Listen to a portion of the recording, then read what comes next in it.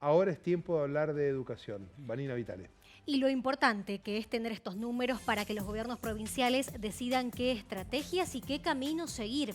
De hecho, ya les fueron informados todos los datos que vamos a compartir a continuación a cada uno de los gobiernos de las provincias, porque las pruebas a aprender se realizaron a lo largo y ancho de todo el país. Participaron más de 620.000 alumnos de sexto grado de la primaria y lo que se evaluó fue lengua y matemática.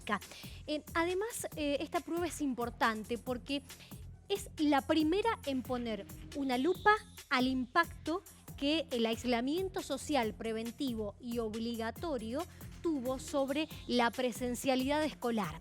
Los datos que nosotros vamos a compartir son los que ya están desagregados de la provincia de Mendoza para no confundir, un poco mejor que los que se difundieron a nivel nacional. Esto es Mendoza. Mendoza. Esta es la foto de Mendoza porque vemos sí. a Jaime Persich, que es el ministro de Educación a nivel nacional. Esos datos que vos tenés ahí en lengua y matemática reflejan la realidad de las Aprender 2021 en la provincia de Mendoza. Y se conocieron hace minutos nada más cuando la propia Dirección General de Escuelas los distribuyó, ya los tenía discriminados. Fíjate el nivel de desempeño en lengua. Repetimos, estamos hablando de alumnos de sexto grado de la primaria. En el nivel básico o por debajo del básico se ubicó el 42,9% de los chicos. Anteriormente, ese número, la última vez que se hicieron estas pruebas, estaba en el 24,1%. Por lo tanto, el retroceso en lengua es realmente importante, casi se duplicó. Tal cual advertían los especialistas, porque la comprensión de textos o la lectura es una de las tantas actividades que en presencialidad o en conjunto, en colectividad, mejora. Y fíjate quiénes estuvieron con niveles satisfactorios o avanzados. En el 2018 habían estado en este lugar el 75,9% de los estudiantes. Vani, pero es impresionante. Sí, mucho. O sea, ese resultado del 70 y tantos al 50 y tantos. Sí, porque baja los que estuvieron en el nivel satisfactorio y aumenta los que están en el nivel básico o por debajo del básico. Algo que en lengua no se venía viendo desde el 2016. Venía en crecimiento, siempre había problemas con matemáticas, ¿te acordás? Y esta es la primera vez que se muestra un retroceso interesante en letras. Vamos a la matemática.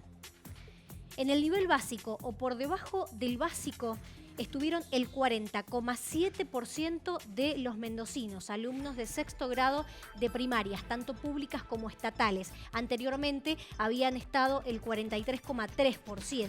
O sea que ahí avanzamos un poquito. Hay una mejora. Hay una mejora, claro, de casi 4 puntos, 3 puntos.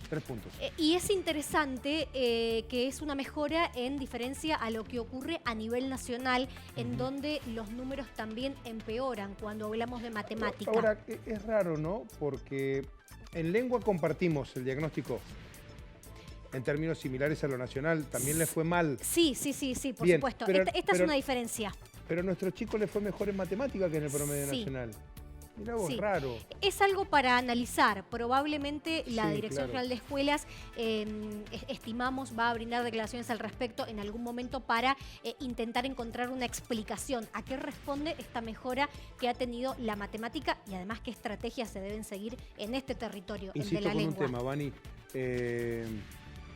Es aquí donde se puede asociar, según lo que has podido indagar, consultar, el impacto de los chicos en casa recibiendo la educación.